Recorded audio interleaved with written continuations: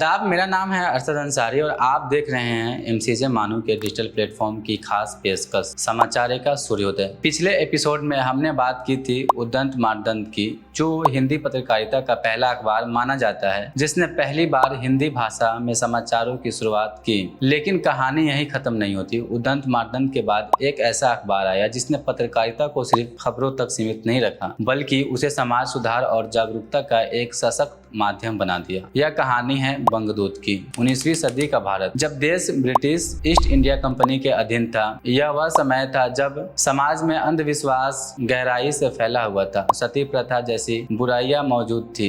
महिलाओं की स्थिति बहुत कमजोर थी। शिक्षा का स्तर बेहद कम था और सबसे बड़ी बात, आम जनता तक सही जानकारी पहुंचाने का कोई प्रभावी माध्यम नहीं था। इसी माहौल में एक व्यक्ति सामने आता है जिसकी सोच अपने समय से कहीं आगे थी। राजा राम मोहन रॉय। साल 1829 में उन्होंने शुरू किया बंगदूत। उनका मानना था कि अगर समाज को बदलना है तो सबसे पहले लोगों की सोच बदलनी होगी। सोच बदलने का सबसे प्रभावी माध्यम है जानकारी, जागरूकता और संवाद। बंगदूत की सबसे बड़ी खासियत थी, यह एक बहुभाषीय समाचार पत्र था। यह 4 भाषाओं में प्रकाशित होता था, हिंदी, बंगाली, फारसी, अंग्रेजी। जरा सोचिए, आज भी बहुभाषीय मीडिया को विकसित माना जाता है, लेकिन 1829 में यह प्रयोग करना कितना बड़ा विजन था। इसका मकसद साफ था, हर वर्ग, हर समुदाय तक अपनी बात पहुंचाना। बंगदूत सिर्फ एक अखबार नहीं था, यह एक सामाजिक आंदोलन था। उस समय समाज कई बुराइयों से जूझ रहा था। सती प्रथा, अंधविश्वास, महिलाओं की अशिक्षा, सामाजिक असमानता।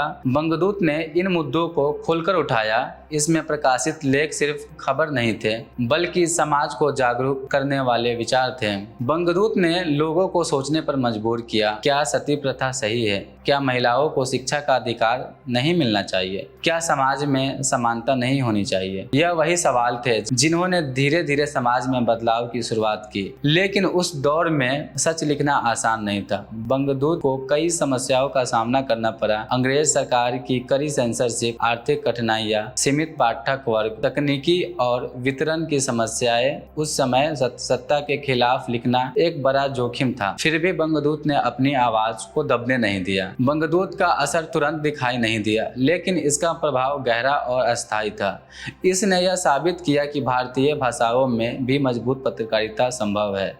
इसके बाद कई समाचार पत्र शुरू हुई जिन्होंने आगे चलकर भारतीय स्वतंत्रता संग्राम में अहम भूमिका निभाई। अगर आज की मीडिया को देखें तो हम बंगदूत की झलक साफ दिखाई देती है। सामाजिक मुद्दों पर रिपोर्टिंग, जन जागरूकता अभियान, सत्ता से सवाल करना, यानी जो आज आधुनिक पत्रकारिता कहा जाता है, उसकी नींव उसी दौर में रखी जा चुकी थी। आज भले ही बंगदूत का नाम आम चर्चा में कम सुनाई देता हो, लेकिन इसका योगदान इतिहास में बेहद महत्वपूर्ण है।